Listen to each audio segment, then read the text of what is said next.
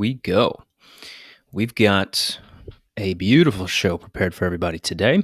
We're going to be going over all the things sleep. I'm going to recap some of the announcements there that I gave you guys yesterday, I believe, on our sleep challenge because it's October now. And that means we do throughout the year, we do a bunch of different challenges for having people make better and better choices throughout the year and having these planned out and ready for you guys and with all the resources and things. It makes it way easier to do so. And it's October 2nd. So obviously, if you haven't already, go to thewellnessway.com and you will be able to see our sleep guides here, which will pretty much allow you to get a better understanding of this stuff. Here, let me pull this guy up. And once you have that Sleep Well Challenge guide, you're going to get the whole package that comes with all these things. So we got the Sleep Well booklet pretty much, where you get kind of a background of understanding of all these things. But then, too, what are some better habits that you can find yourself getting into?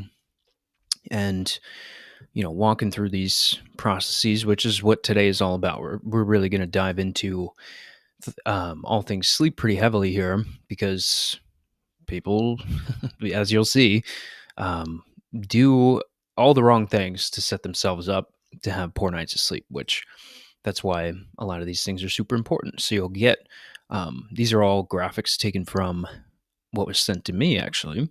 And here we got more checklists. We got daytime and nighttime routines. So for those that want more action steps and basically lifestyle practices that you can be essentially handed, like I said, all you need to do is go to thewellnessway.com, type in sleep, and then you'll see our challenge page come up there, and you can type your name in there, put your email in, and get all this beautiful stuff. And then obviously, ways to track this. This is more of the checklist things, but making sure that you are implementing these things, and it's more of an accountability thing than anything else.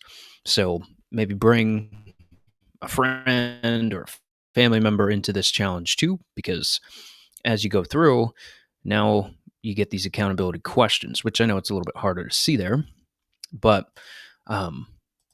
now supporting that circadian rhythm with these daily habits and giving that, constant questioning to yourself allows you to put all these steps together. And this being kind of a 4-week layout to things to where we will have week 1 is unwind, unplug. So kind of like that bedtime routine, so to speak. And then week 2, getting into, more in depth of a nightly ritual there. Week 3, morning sunlight, and then ways to manage stress and things. So, and obviously with the Wellness Way's additional resources, we have our ADP shows every single Saturday. Dr. Patrick and the rest of the docs up in Green Bay, which I am very, very close with because I worked with them for pretty much at least 2 years. And it was pretty cool to basically get the feel of everything and be starting our own office here very soon. But as I said, join the Facebook group. If you don't have a Facebook profile, that would be pretty alarming at this point because it's 2025. You got to have a Facebook profile, but join the Facebook group there. This is not just the month of October. We do this throughout the entire year, just different challenges and things that you guys can be doing. But without further ado, let's get into all things sleep. It's all about sleep here today. And kind of doing a really cool deep dive into this. I know that the YouTubers and my Rumble people have been begging for some longer content things, and we've got updated microphones, we've got the updated camera and things. I figured out a way to make my phone an external camera, which is pretty cool. Get to save like $1,000 there and not have to buy something. But for our very first basically slide of the day, which is this sleep deprivation. And I mean, for a lot of the causal factors here, yes, some of them may be you may have just had a kid and now that's keeping you up. But that's not everybody. There's a lot of reasons that people can have sleep deprivation or a lack of sleep there. Sometimes, though, And even more common than not, than the newborn babies, it's that you're intentionally staying up too late.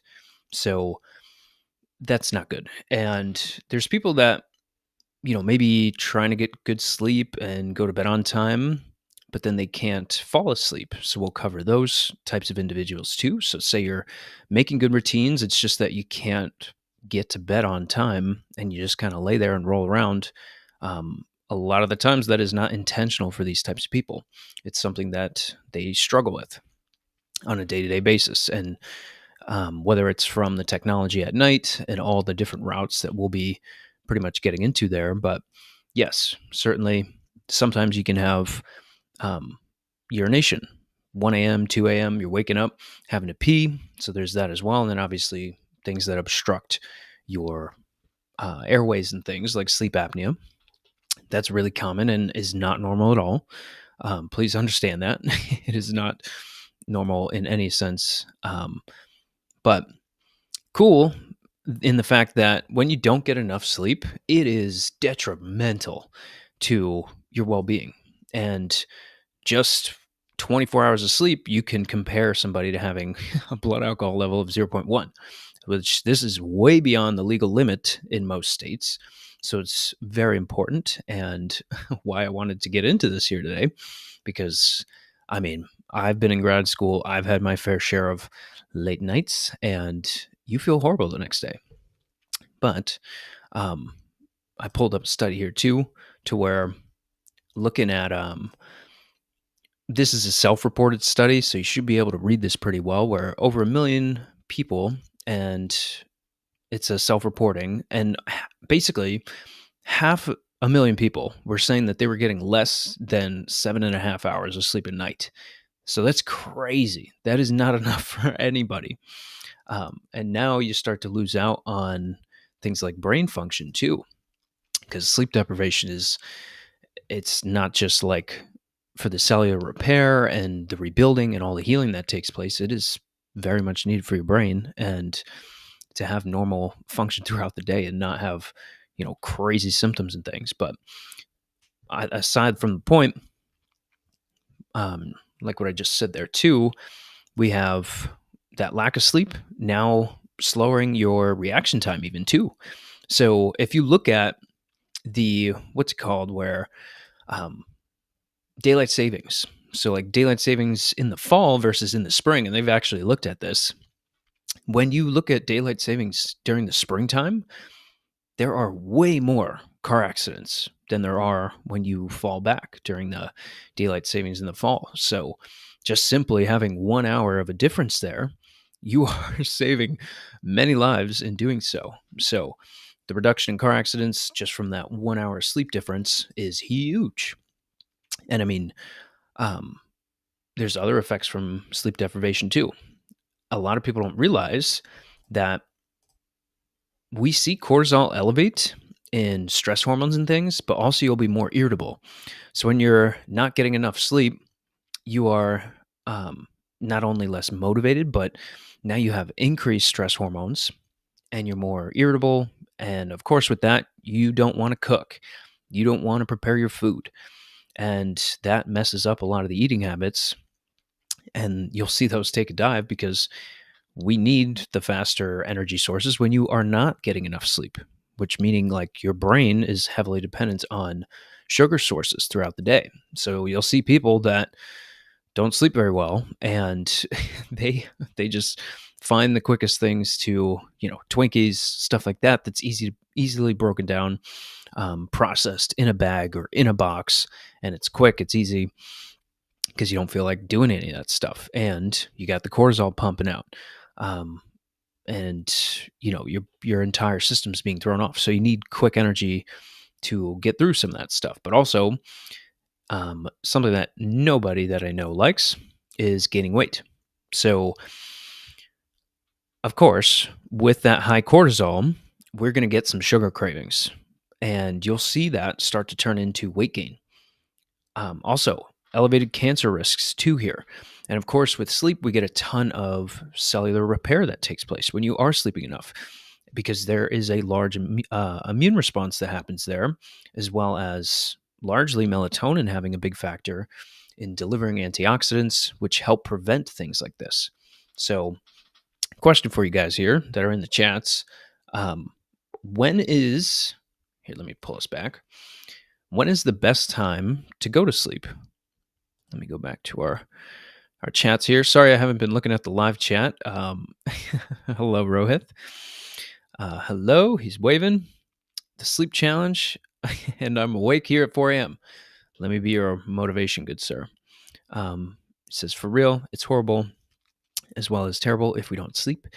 Meanwhile, I'm sending this at 4 o'clock in the morning, which, hey, none of us are perfect, right? So let me actually just make sure I can. Can I pull up the chat here somehow? I think I had to do that before we started. Either way, I'll keep checking back for the comments in here. But hello, Rohith. Thank you for joining. And let's get back to our little weight gain piece here. So, yes, the antioxidants that come from that melatonin load that comes from getting good quality sleep, and that actually starts before you're heading to bed, which is why I asked the question, when is the best time to go to sleep? So for Rohith, it's around 9 p.m. And really that means you're getting in bed, 8 o'clock, because you should be getting up at like 6 or 7 a.m. just to have a good diurnal rhythm or a good circadian rhythm. And in the winter, we usually sleep more because it's due to those changes in light where you're having less light exposure over the winter. That's why people oftentimes feel a lot more energized when it's summertime and there's more light. There's more blue light exposure and things to wake you up and keep you energized. But with the modern world, we really don't pay attention to these natural cycles anymore, which is pretty unfortunate. And the blue light with our technology, it's very stimulating. Our sky is blue for a reason. That is the most natural form of blue light is the blue sky. So it's blue for a reason. But so blue light, something that you can also be exposed to at night from all of our technology. And now you're getting them pretty much bombarded in the daytime and in the nighttime, which is not good at all. So super important that, and I'll show you guys how to like support these different factors here too, and how to start getting to bed a little bit earlier and just building that good sleep pattern. But like I said, step one, wellnessway.com. You put in your email there and then pretty much opt in to get all the free guides and things that tag along with that. So, but hey, what the heck is sleep? A good night of sleep, and what this looks like is really 4 to 5 full sleep cycles. So people, please realize that we all need sleep. And women actually need more sleep than men do, which people typically think it's the other way around. But so that women can build up enough hormonal reserves, this is super important that you're at least getting 8. I mean, you could get away with 8 as a female, but you should be aiming for 9 to 10. And for guys here, we can get away with 6 or 7, but we should be shooting for 8 because, I mean, you can't get that many REM cycles in if you're going less than that. And really like 6.5 if you're going to mark it out, and you'll actually feel a difference if you wake up during the middle of a REM cycle versus when one ends. So I know it's like super hard to time 6 hours and 30 minutes, but it does make a big difference there. And of course, the benefits of getting enough sleep. We have our reduced stress, which, as I highlighted with the cortisol there, why is sleep so important? Well, your overall quality of life for one reason, and we have important immune responses that take place overnight. So have you ever noticed that when you get sick, you want to be in bed all day? You're really tired. Your body's like, hey, sit the heck down. Get your butt in bed, because in order to do all this healing, in order to get you back to 100%, we need to shut you down for a minute there. But obviously there's benefits to the heart, to motivation, energy, drive, and all the beautiful things that tag along with this. So super important stuff. And those are kind of the foundational pieces here. But now I want to get into more of the things hormonally here too, with cortisol and melatonin and how all this stuff works, and pretty much dive very deeply into this and even how to support, which type of person you are here. So, with our physiology of sleep, we got, again, lack of sleep. We're going to see several things affected here. You're going to see higher amounts of stress hormones, things like cortisol and epinephrine, and even a reduction in melatonin production here, because melatonin and cortisol, which you'll see in a minute, have an inverse relationship. So when cortisol goes up, melatonin goes down. So that may be why you've heard people say, like, okay, I can tell that my sleep is totally flipped around, especially night shift workers, where their circadian rhythm is completely flipped around. And we also have epinephrine here, or like, adrenaline in layman's terms, and that will also increase with the lack of sleep. So this is kind of your acute stressor, while cortisol is more of the chronic stress here on the body. And in an acute sense, this will hold you in fight or flight with either one of these. And also for the people that have a genetic SNP, you can see the COMT there. That is basically a gene SNP. You can't get rid of your catecholamines as much. So epinephrine, norepinephrine, all the things to do with adrenaline, these are very, very exciting or excitatory hormones, and they're going to circulate more if you have that COMT SNP. And we'll talk about solutions here in a minute. But even if you don't have this gene SNP, genes start to change their expression over time when you start to change your lifestyle and your food and all these things around. So you will alter gene function when you alter your lifestyle patterns. And somebody with a very poor lifestyle starts to express these things differently. And people beat the crap out of their bodies on a daily basis. So these kinds of people are often insomniacs with this COMT gene SNP. And, you know, seeing this every day, or where this came into practical use was actually when, way back in the day, when people were on night watches to like defend your town back in the day. um, those were like the ideal people for this stuff. But, even tougher now, because people that have something like this, you're already at a deficit. And now you have this, technology and all these lifestyle factors that are keeping you up all the time. So now when we start to, picture how to approach people that have these types of issues, we have to say, okay, is this more of the acute scenario? Is this somebody that can't get rid of the adrenaline, the norepinephrine, the epinephrine, or is this somebody that has a ton of cortisol being produced? Because depending on which of those people you are, the solutions are going to vary. So obviously, you hear me talk about testing all the time, but for just an easy way to approach this, for the different types of people we saw there, we got California poppy versus kava. So think of this as, and this is more broad terms here, this is not like a one cure all, but cortisol versus epinephrine, or that chronic versus acute stressors.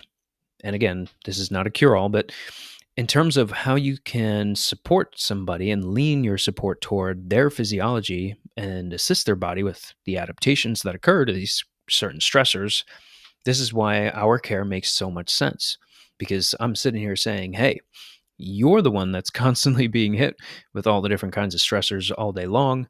And we should tailor that support and the recommendations to the individual. Even getting labs done, which we'll go over a great one here on how to understand what type of person this is and how to support your own physiology, take a deeper dive into that support. And that's why I love this stuff, because, and we're just talking about one kind of stressor here. So there's multiple kinds of stressors, and depending on your line of work and what you do every day, then your support's going to vary there.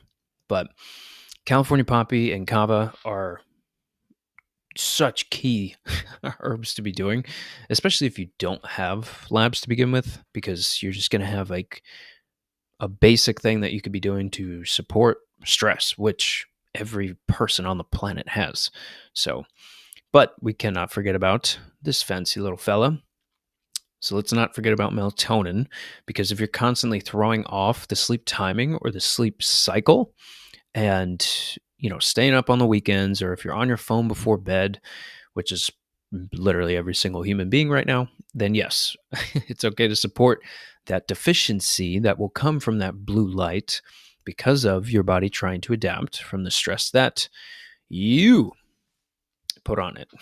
So, okay, cool. That auto focused back to me. But yes, um, and to just kind of see what I mean here by the rhythm and things, I'm going to pull up this guy. So, this being your circadian rhythm. And guys, please, please, please keep your sleep times the same. Do not stay up later over the weekend, every single weekend. You are setting yourself back 3 days here because now it takes you until Wednesday after, throwing the whole cycle off over the weekend, Friday, Saturday, Sunday. It takes till Wednesday to get these things back. And then you got Thursday and Friday. And then you're off to throwing things completely off again. So you're basically living in this never ending loop where you're constantly disrupting your everyday life, having these effects on everything. And especially what we talked about earlier with the different things that go on hormonally. And we need a constant bedtime every single day. And it needs to be consistent. So this is why, especially when I have night shift workers come in, they have horrible looking labs. And it is typically not until they change their job hours or change their job completely that things don't get better until they do so. So, um, yeah, it's probably the craziest thing. Um, all right, live chat again. We got 9 o'clock is a good time to go to sleep. Yeah, that is definitely your best bet. Um, hey, how do you make your brain wake up at a certain time?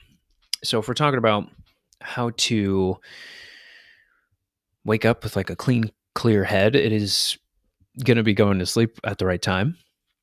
But say you need to, bypass that. And I know from talking to you in here before, you're studying all the time. You're a student. You're staying up late in grad school. So maybe something in the morning, something like licorice, just so that you can correct this pattern a little bit easier and have normal fluctuation of cortisol there, which I'll show you right back here again, because that's how you wake up.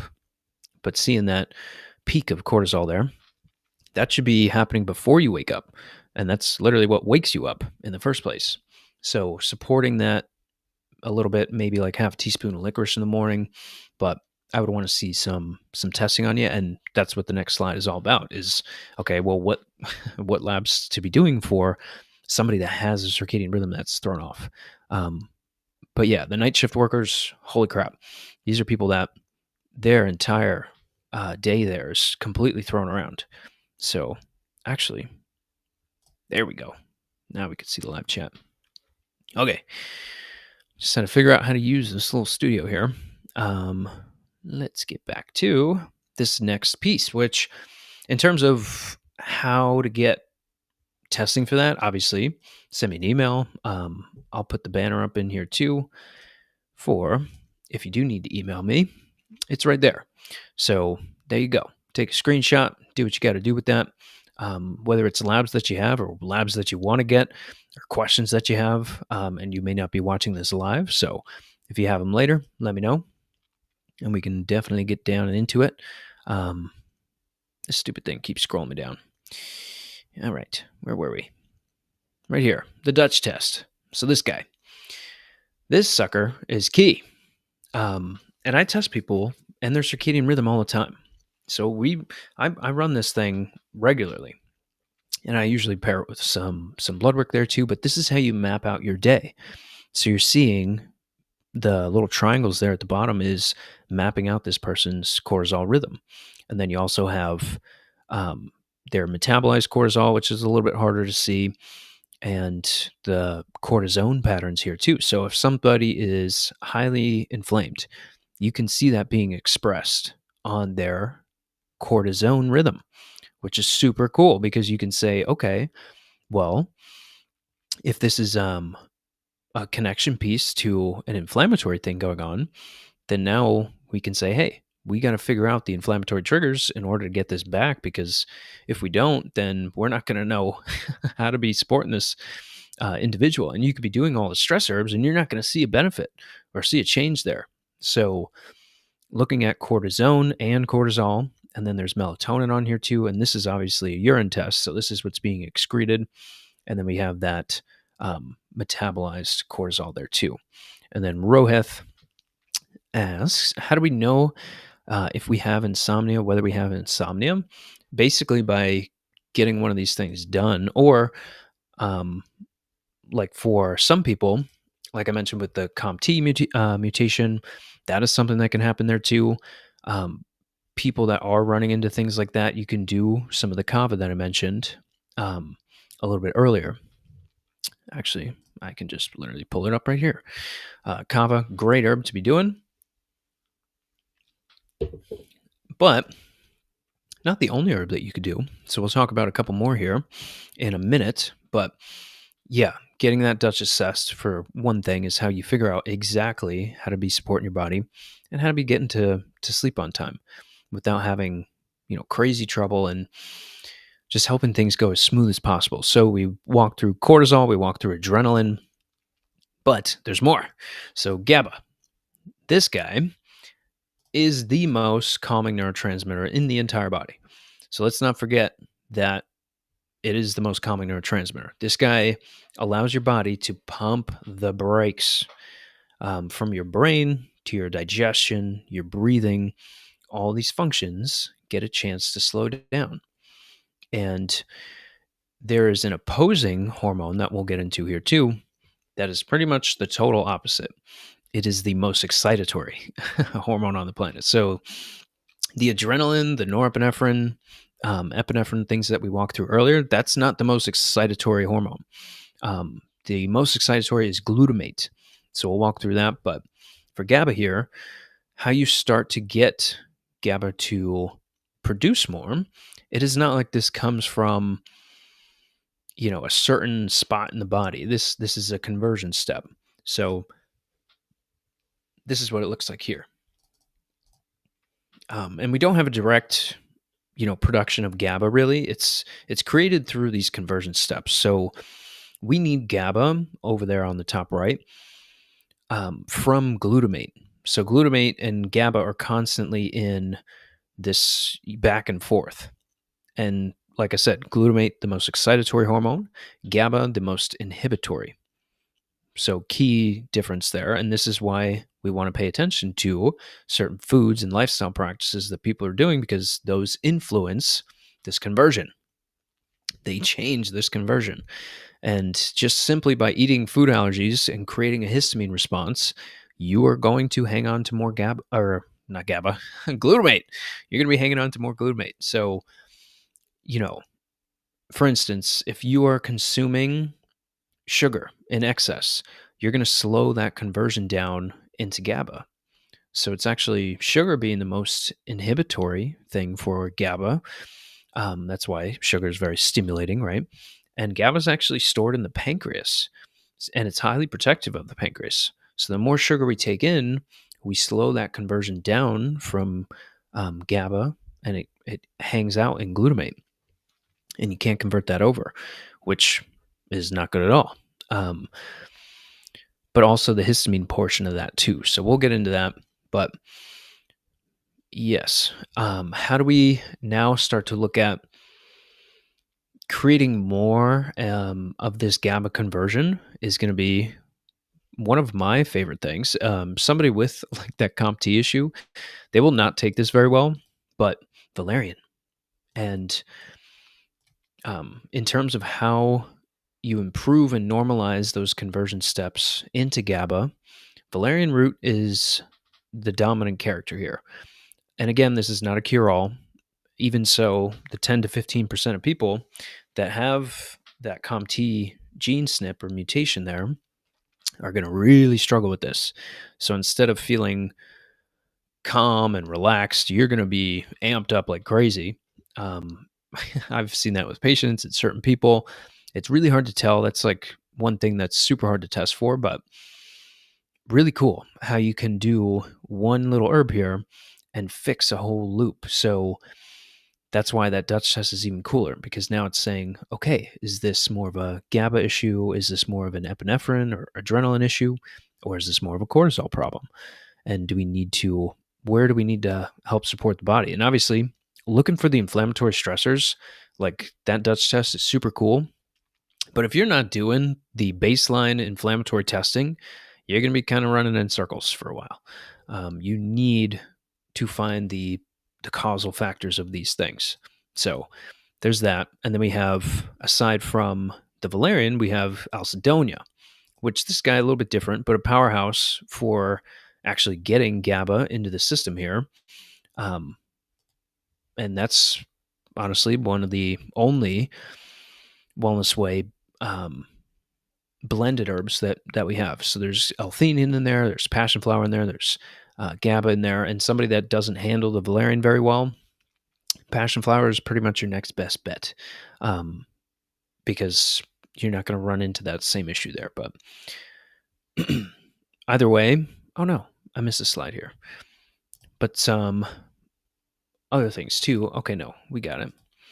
But for the people that fall asleep fine, but they keep waking up in the middle of the night, um, at like a consistent time, that can be, and you've heard me talk about this a ton, is that blood sugar spiking too early. So for people that are eating food too close to bed, once your insulin starts coming back down in the middle of the night, cortisol has to ramp back up. So we are getting a bunch of glucose dumped back into the system there. So that is partially from a blood sugar dysregulation issue. So late night eating, those are problematic and pretty much one of the number one things. But another one is people that are waking up to pee in the middle of the night. This is not something that should happen. People don't realize, like, wait, it's not normal to wake up and pee every single day? No, that is not normal. If that's happening, there's obviously some issues here. And of course, we got to think about the prostate. We got to think about blood sugar being thrown off.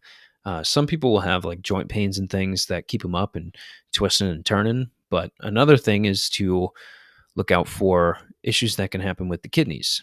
So if that's the case, um, that's a slide that I didn't put in here, but something like Albesia, that could be a key one, just to help, somebody out with that conversion step and helping the kidneys dilate, helping things move on through. So, oh no, I did put her in here. Okay, no, I thought I did, but I didn't. But either way, there is that kidney support, and if somebody has issues with blood sugar regulation, you can do something like Gymnema.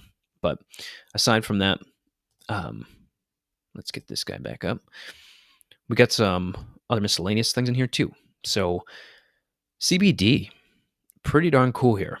This little guy, and it's by working on these different pathways, because the terpenes in here, flavonoids, got vitamins, minerals, even some fatty acids in there too, amino acids, but overall stabilizing the inflammatory cycles during detoxification, helping with nervous system regeneration. You even have an entire endocannabinoid system inside your body that's helping to support both the nervous and immune systems and acting on different receptors for even things like depression too. So if somebody's trying to combine a couple different things here, you can do some CBD with kava and have a really cool effect there, and almost kind of double the effect that you can have by just doing one of those things alone. But aside from that, we have the different varied things that can happen there with whether it be cortisol, epinephrine, GABA, the histamine responses, the sugar dysregulations, the circadian rhythm that can be thrown off. So key stuff to be looking at and measuring. And then, of course, tailoring somebody's foods to these things too. So in terms of the foods, we got cherries and walnuts actually maintaining some melatonin in there, which is super cool. If you haven't eaten them already, it's almost 8 p.m. Eastern time here. So definitely time to start getting some cherries and things in there. But then you got pumpkin seeds, obviously fatty-based fish, the tryptophan that you can get from something like turkey, so that you can convert that into serotonin, which eventually becomes melatonin. Pretty cool. And avocados on there really just for The potassium for one thing, but it is pretty much a pound for pound best magnesium rich food that is out there. So pretty cool in terms of all the crazy things that you could be doing with these. And now let's open her up for our health question and answer.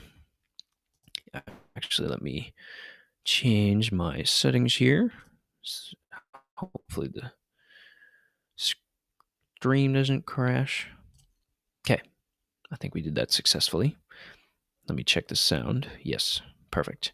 I thought we were going to blow the system up there for a minute, but we're good. We are good. Okay, cool. Well, hey, let's get into some of these things.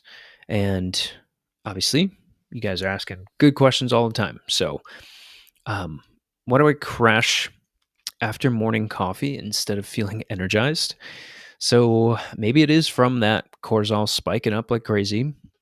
And maybe it's from something to do with the adrenaline there. That's where testing the adrenals to see, okay, well, which of those two scenarios are we looking at and how do we support that particular person? Um, Maybe you could do a little mix of the kava and the California poppy that we talked about to just help the burden there and help calm that crazy response. Obviously, changing up the source where you're getting caffeine from can definitely be beneficial. Um, so something like, green tea, matcha, stuff like this that's not going to have that crazy response that you will from coffee. I will say though, um, and this even for, let me get our banner up. For this guy, the Equip Foods, these guys have the cleanest of and best price source of clean coffee to get. So that is third party tested for mold, for pesticides, for herbicides, and you can get 15% off here by using that little code down below. But if not, oh, why can't I click on this? Submit the health questions. I'm just trying to bring up that banner there. But yeah, that crash, it's from probably some issues with sugar and then taking in too much caffeine, or even, you got to switch up the form of caffeine that you're doing and the amount, because that can certainly be problematic for a lot of people. But getting probably that Dutch test ran so that you can know, okay, what do we have to do? But it's more of a weak adrenal thing than it is from like too much, caffeine, so to speak. It's how your body's handling these things. Why do I feel more tired after working out? Another tired question. Get your sleep challenge going, folks. Why do I feel more tired after working out instead of energized? So exercise is a stressor. People kind of forget that.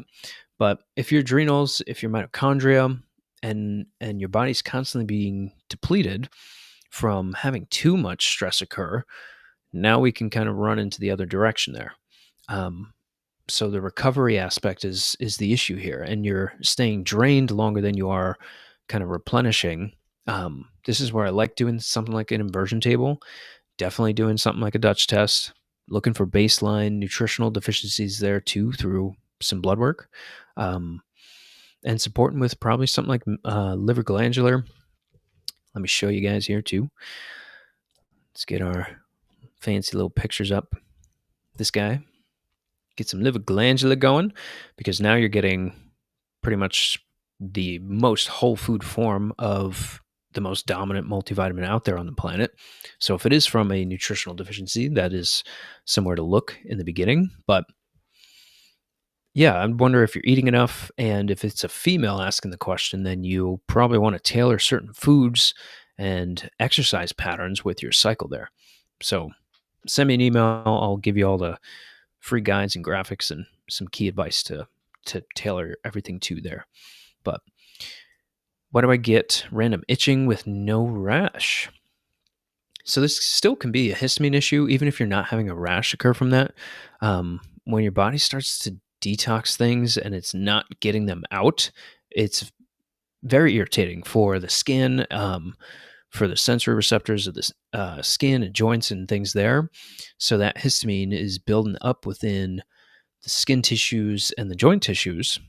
And maybe you're not getting that rash and, highlighted red response there, but this can be connected to a lot of the foods that you're consuming, a lot of the GI health. So, overgrowth that can occur with different microbials, bacteria, parasites, fungus, very common things that I'm seeing. And obviously, the food allergy world there too, because people are unaware that they have IgG allergies. Pretty much everyone. I've only ever seen one test come back with none on there, which is not good. That is not a beneficial thing that you want. Let me just plug this sucker in. I'm gonna keep us fully loaded here. Um, but yeah, the histamine and other things there. But beautiful stuff. Let's check in on our live chats here too. Okay, cool. We're all caught up. But yes, submit those health questions on in whenever you can. And I'll keep rolling through the ones that we have here too. Why do I always feel hungover when I don't drink? So the hungover feeling, I would want to support your liver a little bit more here. Something like Sasandra, something like dandelion root. Since I don't have any labs on you, I'm not sure what other things are looking like nutritionally. How iron and ferritin are building up there. Because if you're anemic, that is, you don't want to be doing milk thistle or things like that. And if you do want to get a push for burn some fat up, maybe something like coleus, but it kind of depends on the person. But yeah, you're maybe struggling with phase 2 detoxification there. And when your liver can't clear out toxicity, inflammation, you're going to get brain fog. You're going to get that hungover type of feeling. But again, doing something like the liver glandular, this guy, I've showed it here before. I'm not going to pull up that again. That's definitely the reason why. So start supporting your liver and maybe even consuming liver. What are my hands? Why do I get shaky hands when I'm nervous or stressed? So people that aren't eating enough, get your protein in there. Let's get some protein in. Make sure that you're getting enough food throughout the entire day and doing the right things with the stress hormones that come about with these things. Lowering your caffeine, making sure you're getting good sleep. Maybe doing a little bit of California poppy or a little bit of kava, seeing how all these things are intertwining and repeating themselves. You're having that nervous system overact. So we got to calm these things down, and the shakiness just means that we're overstimulated there in terms of the signals coming in and the hormones being pumped out from all those signals. There are reasons for inflammatory stressors too, leading to something like that. But I would say make sure you're eating enough and getting that stress down. Obviously, changing your lifestyle patterns, doing something like an inversion table too.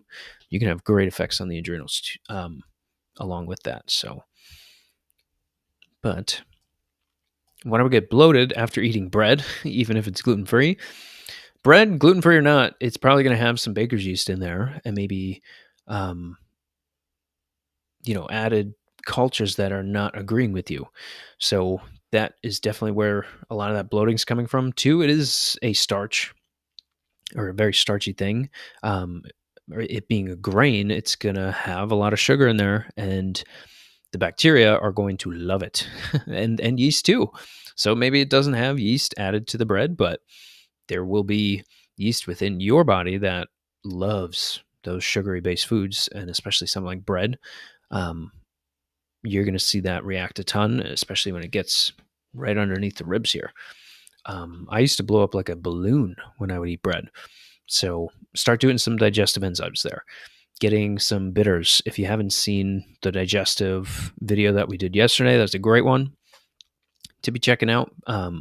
But apple cider vinegar, betaine HCl, aloe vera juice, Oregon grape, great things to be starting with and just helping that GI motility push on through. I don't want a lot of people doing gluten at all, really. I do not see a benefit for it. I don't think it's beneficial at all to people. And you do it way too much. So we got to get digestion rolling. Slow down when you're eating too. Key things there.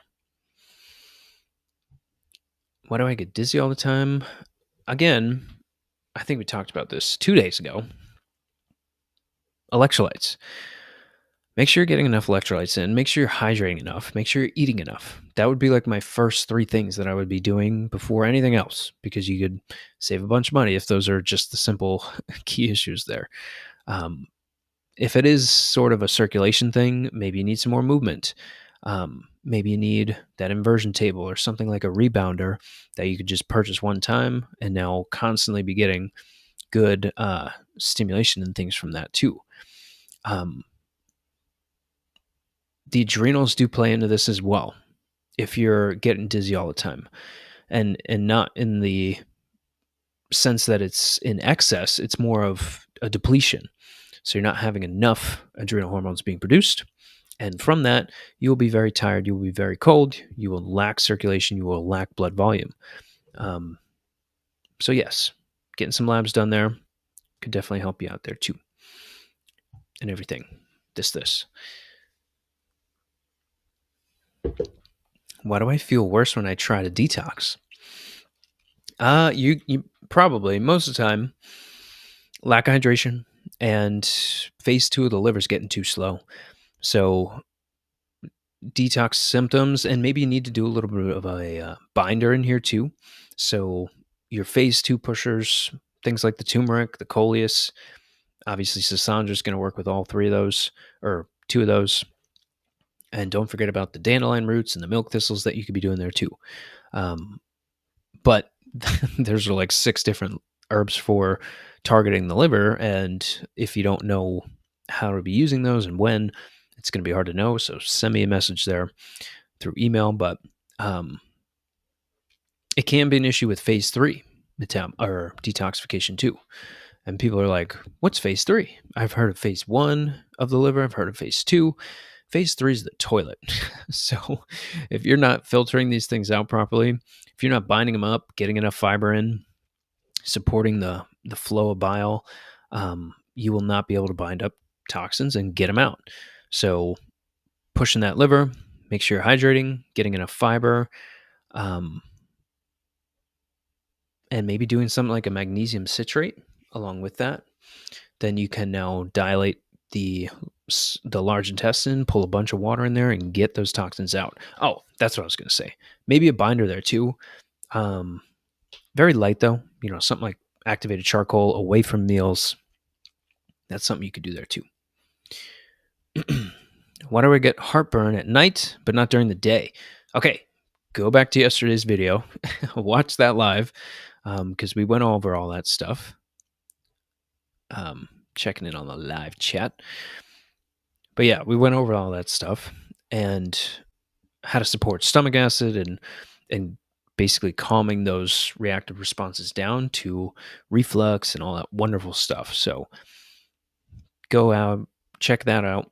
Doing some food allergy testing, making sure you're not eating a ton of breads and things, because when you don't slow down when you're eating and you eat a lot and you kind of overeat, then that lower esophageal sphincter in the stomach is going to struggle to hold those food contents down and keep that kind of a laundry machine moving, which is kind of the stomach there with stomach acid, which make sure you're supporting stomach acid too.